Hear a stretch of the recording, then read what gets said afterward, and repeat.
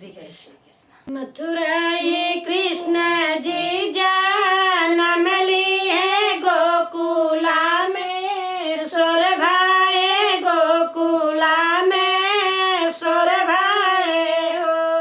बहिनी बाराई दिन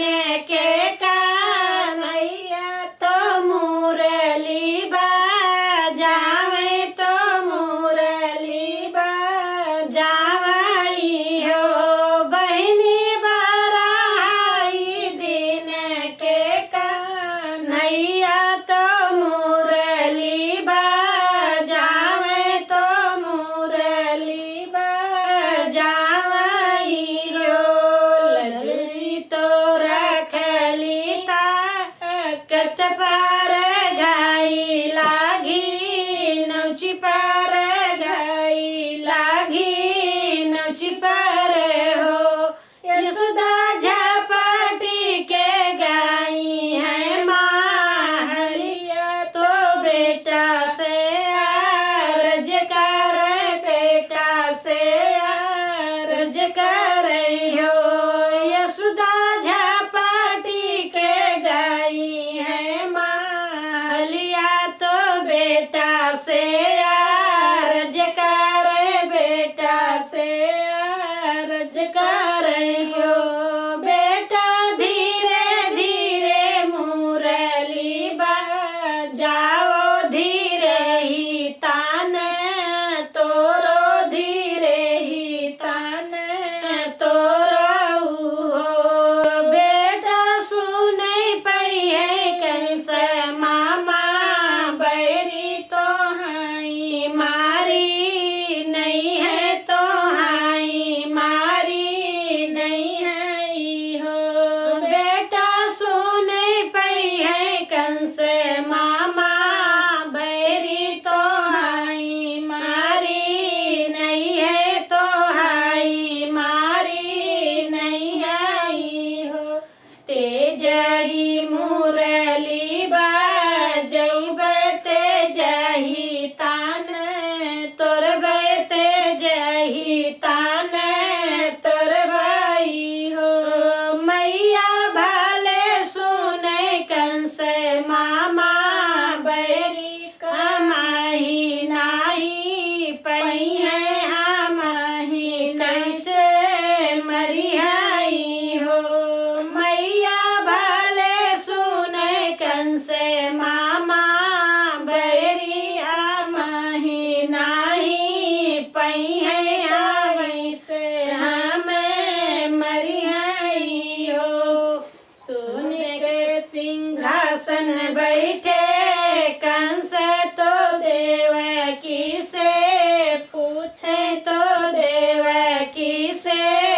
पूछाई हो देवकी काहे तोरा लाल ढान गन कर हमसे बताओ, तो हमसे बताओ हो देवकी काहे तोरा लाल ढान गन कर हमसे बताओ, तो हमसे बताओ